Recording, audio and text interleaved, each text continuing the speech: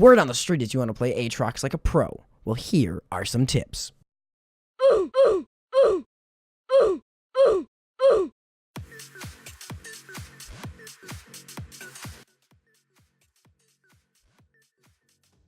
Don't.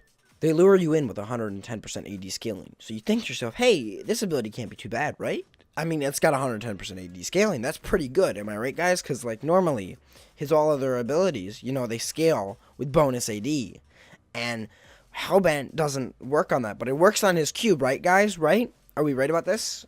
Does science come back on this one? Is it working? And then you look maybe 3 inches up and to the left, and you see the inner radius is 75. Now, what that should say is just the entire radius, or the useful radius, because you can't. No, you hit the other thing, does nothing. You're just dead. You've just jumped into them, and you're dead. Okay, you're dead. Screwed over. You're dead. You have to hit the knockup, which is impossible to hit. I mean, it fills 20% of your blood well, so that's decent. But you need to hit the knockup, and then when you do, they're only up in the air for 1 second. Okay? Okay? 1 second. What? What?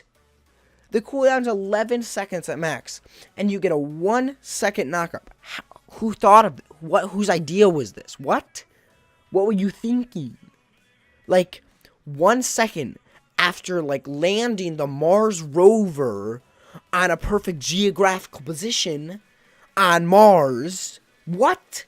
You got 1 second knockup?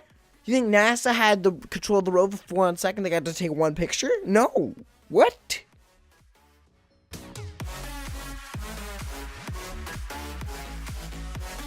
You ever play pre-rework Xin Zhao? Yeah, me too. And I thought to myself, how can I play Xin Zhao but worse?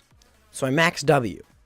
All jokes aside, Aatrox's W is really his best ability, and you should definitely max it no matter where you play him, whether it be top lane, whether it be jungle, whether it be in the enemy nexus. I don't care where you play him, just max his W. Please, for my sake, for your team's sake, do it for everyone, do it for your grandma, please. Just do not max his Q, for God's sake, please.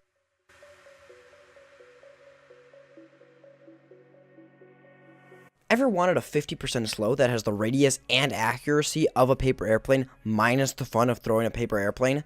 Me too, and that's why I max E second. Aatrox's E, unlike his Q, is actually something worth maxing.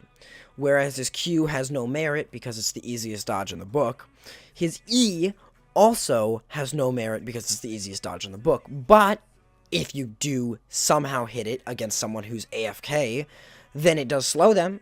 I mean, they're AFK, so it doesn't matter, but it slows them. I mean, there's not much I can say that's really good about his E. I'm grasping at straws here.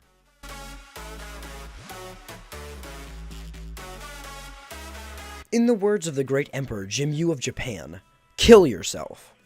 I live by those words, and you should too. Aatrox's Bloodwell is like placing a blue ward in the middle of a team fight. Sure, it might distract them for one auto attack or two, but it's really not going to sway the team fight.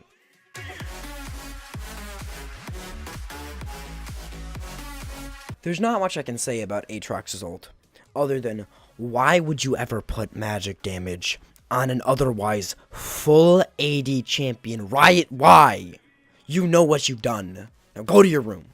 As fun as it is to make fun of Riot for putting magic damage on an otherwise fully physical damage champion, it does have its advantages. When building items like Rage Blade, the AP that's tacked onto it doesn't go to waste like it does on other champions. It allows for a slight increase to damage in your ult. Well, very minor. Sometimes it can have a bit of an effect on team fights. It will basically be useless. Just thought I would add that because it's not actually terrible, but it's pretty bad.